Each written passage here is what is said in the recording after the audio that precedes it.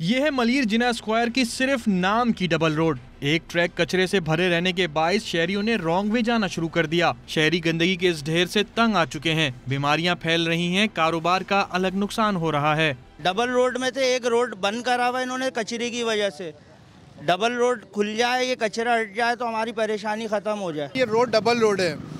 अभी ये इसका ये हाल है कि ट्रैफिक इतनी हो जाती है कि यहाँ चलने की जगह नहीं होती। ये मेरा घर है सामने, यहाँ मैं रहता हूँ। इतनी बदबू, इतनी स्मेल आती है, बच्चे इतने मुतासिर होने, गले खराब, बीमारियाँ। मदरसे जाने वाले बच्चों के साथ साथ नमाजी भी इस गंदगी और कचरे से बेजार हैं। हम मदरसे पढ़ने आते हैं, कचरा पड़ा रहता, बदबू आती है। जब मदरसे पढ़ रहे होते बदबू आ रही होती है, जलाते बंदे तो बदबू आ रही है। क्या कह सकते हैं इनको? ये लोग हो गए बेहिस, जिनको शर्म गैरत नाम की कोई भी चीज़ नहीं है इनके अंदर। शहरी हुकूमत की जानिब से कराची में कई बार सफाई मुहिम शुरू करने के बावजूद कराची का कचरा साफ नहीं हो सका। चंद पोश इलाकों के अलावा पूरे शहर के महलों, गलियों और खुले प्लॉटों में जगह जगह कचरे के ढेर लगे हुए हैं।